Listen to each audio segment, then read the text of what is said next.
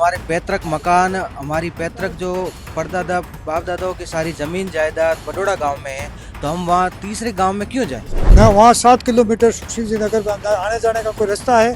अगर प्रशासन की ओर से यथास्थु नहीं रखा जाता है तो फिर आपका जो अगला कदम है वो क्या रहेगा? हमारा सबसे बड़ा कदम तो ये रहेगा, हम कोर्ट में जाएंगे। दूसरा, हम वोट का बहिष्कार करेंगे। आप जैसलमेर के विधायक को अभी ज्ञापन देकर रहे देखिए, हो, क्या आपको आश्वासन मिला? राजस्थान में पंचायत पुनर्गठन को लेकर लगातार सरकार अपना काम कर रही है। वहीं पश्चिमी राजस्थान के सरहदी जिले जैसलमेर में इन दिनों पंचायत पुनर्गठन कई राजस्व ग्राम है, उनमें फेरबदल कहीं किसी को कहाँ डाला जा रहा है, किसी को कहीं डाला जा रहा है।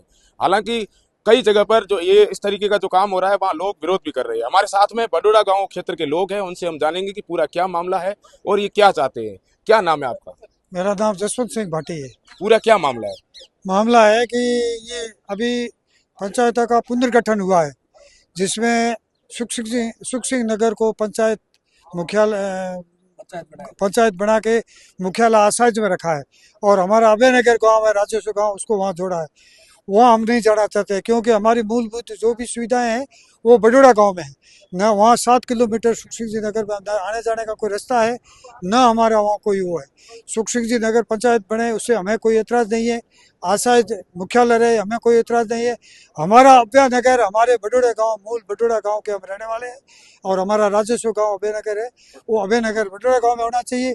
हमारी जितनी भी मूल सुविधाएँ हैं वो बडोड़ा गाँव में है। और दूसरा, हमारे कोई एतराज़ नहीं है। हमारे को अभय नगर को किसी प्रकार दखलबाजी ना करे और यथास्थिति बडोड़ा गांव में रखे। आप जैसलमेर के विधायक को अभी ज्ञापन देकर रहे देखिए, हो, क्या आपको आश्वासन मिला?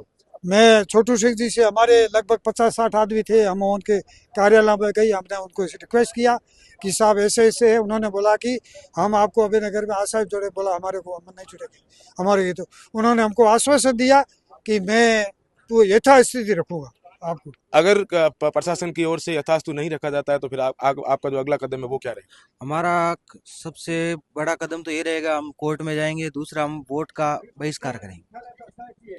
आप क्यों वहाँ क्यों नहीं जाना चाह रहे हो? क्या मुख्य कारण क्या है? मुख्य कारण ये है कि जब हमारे पैतृक मकान, हमारी पैतृक जो परदादा बाप दादाओं की सारी जमीन जायदाद बडोड़ा गांव में है, तो हम वहाँ तीसरे गांव में क्यों जाएं?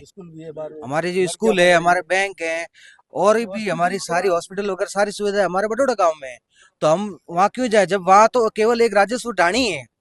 राजस्व गांव जरूर बना है, लेकिन वो ढाणी है, और उसमें कोई एक किसी भी तरह की कुछ भी सुविधा है नहीं वहाँ पे।